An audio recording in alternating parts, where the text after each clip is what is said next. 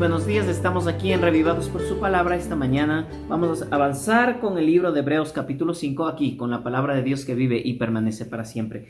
En esta ocasión hemos visto durante estos días cómo Jesucristo es comparado con algunos elementos del Antiguo Testamento, con la Torá en sí mismos, es decir, la palabra que fue entregada a los antiguos, y la compararon con Jesucristo, una palabra superior. Y también ahora Jesucristo es comparado con los sacerdotes y nos explica que los sacerdotes pues no son cualquier persona, son personas que llevan un ministerio de parte de Dios para ser intercesores entre el pueblo y Dios, y que estos sacerdotes pues no son elegidos por voluntad propia, es decir, porque ellos anhelan, sino que son elegidos por Dios. Y en ese mismo sentido, Jesucristo también ha de cumplir esa función de sacerdote, ¿no? Y nos explica que como sacerdote, él clamó, él pidió en oración por él mismo cuando tenía que morir y por los demás, ¿no? Y el verso 8 y el verso 9 dice, aunque era hijo mediante sufrimiento, aprendió a obedecer, y consumada su perfección, llegó a ser autor de salvación eterna para todos los que le obedecen.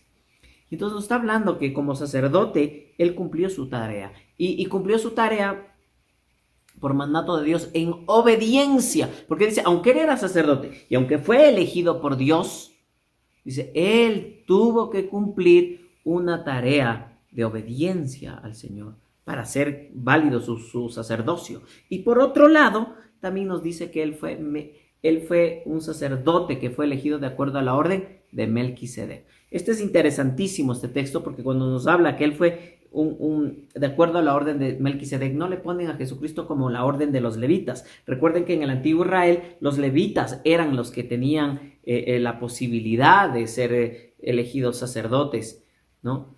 En este caso, Jesucristo no viene de la orden de los levitas, sino de la orden de Melquisedec. ¿Qué significa esto? Que Melquisedec era un sacerdote del Dios Altísimo, así es como lo menciona.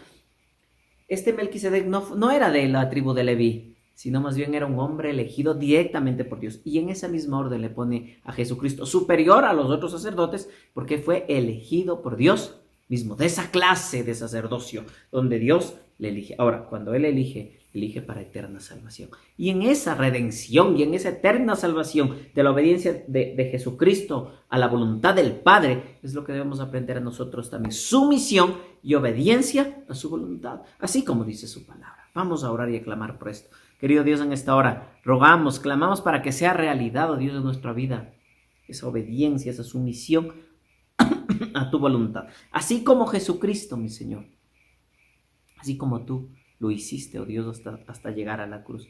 Gracias, mi Dios, por este inmenso amor y por la eterna salvación que obraste en favor nuestro, Señor. Acompáñanos en el día de actividades que tenemos, en el nombre de Jesús. Amén. Que Dios les bendiga.